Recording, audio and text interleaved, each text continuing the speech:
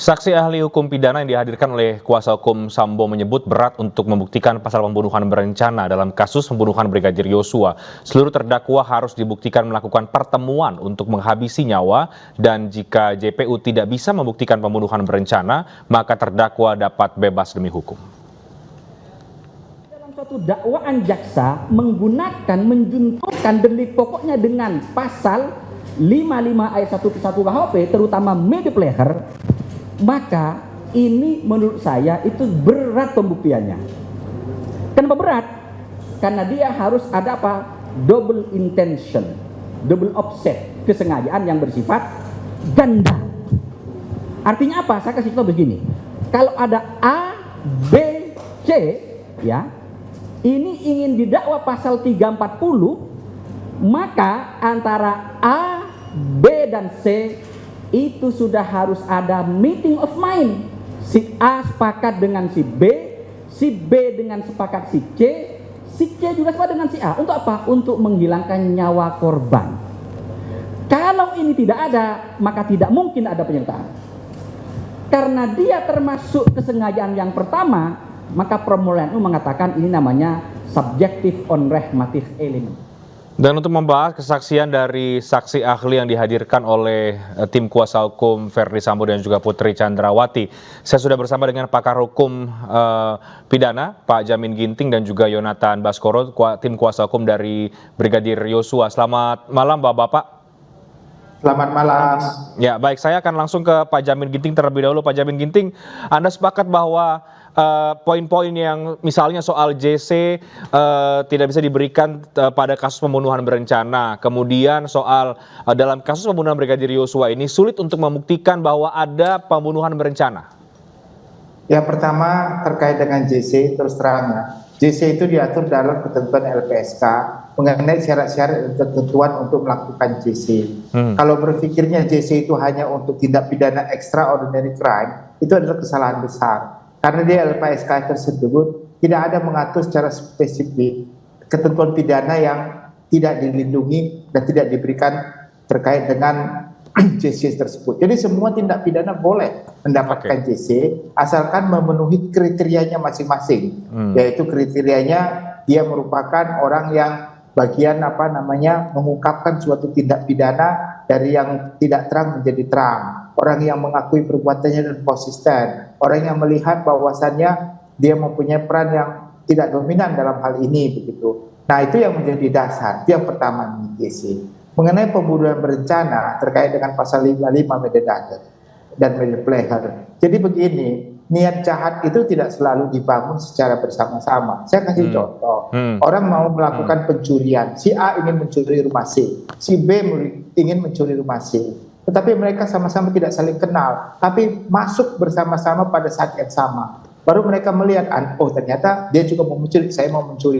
Dan mereka bersama-sama melakukan pencurian. Nah, itu juga dianggap mereka bisa melakukan suatu perbuatan player dan termasuk player bersama-sama.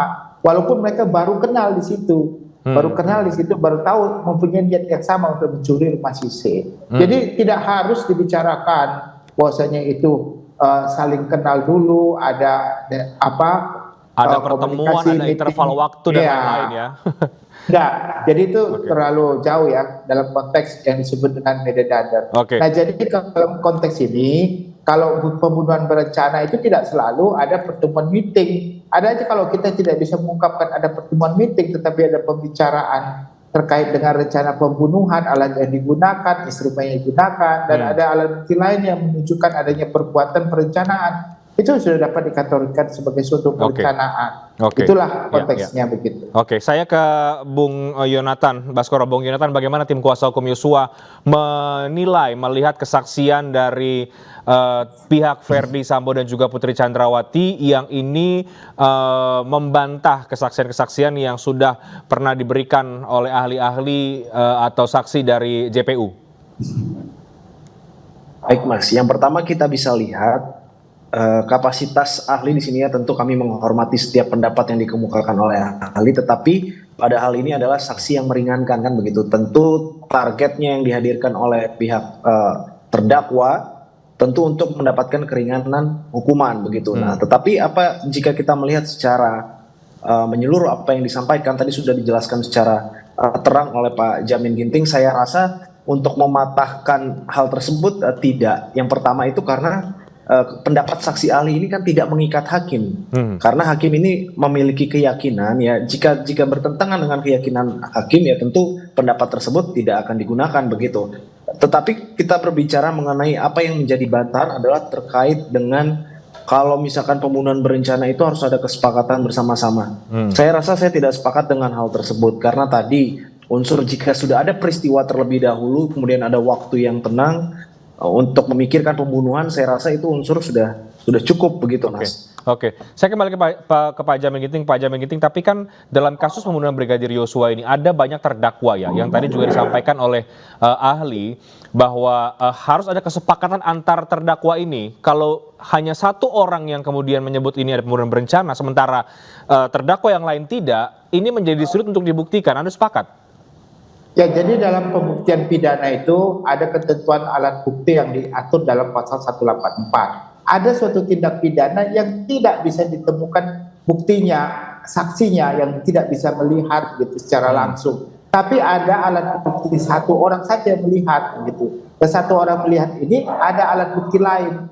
Nah, inilah yang disebut sebagai circumstances evidence. Jadi dia berdasarkan tentang pembuktian objektif. Artinya apa? Pembuktian yang dilakukan terhadap satu saksi ditambah dengan barang bukti dan alat bukti lain. Barang buktinya apa? Barang buktinya contohnya terkait dengan adanya senjata, adanya terkait dengan orang yang mati, dan alat bukti keterangan ahli yang disebut sebagai scientific evidence tadi. Jadi berdasarkan scientific evidence dan alat bukti lain, ada hubungan antara satu bukti dengan bukti lain, ada keterkaitan, itu namanya circumstances evidence. Berdasarkan itu ditambah keyakinan hakim sudah bisa dinyatakan, walaupun ada yang membantah, contohnya ada 1000 yang membantah, satu yang melihat ditambah dengan alat bukti lain, maka berdasarkan keyakinan hakim dia bisa mengatakan ya benar yang satu ini, bukan yang lain begitu. Jadi itu konteks pemidanaan seperti itu. Jadi tidak selalu yang mengatakan banyak saksi itu cuma satu nilainya, satu saksi, 1000 saksi, satu saksi. Nah itu nggak bisa dikatakan itu jadi 1000 saksi kalau yang satu saksi tadi. Bukan. Oke. Ada tambahan dari Anda, Bung Yonatan?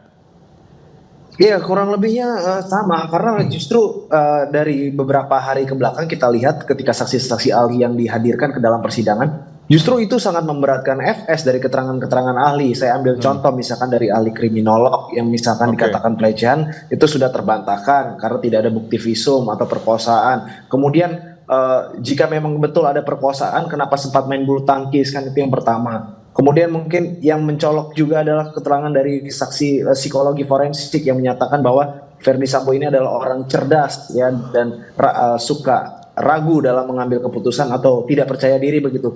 Dan ini justru menggambarkan memang Verdi Sambo itu cerdas dalam menjalankan pembunuhan berencana ini dengan beragam skenarionya. Saya rasa seperti itu, Mas. Oke, dan Anda tetap meyakini bahwa ini tim kuasa hukum Yosua tetap ini adalah pembunuhan berencana ya?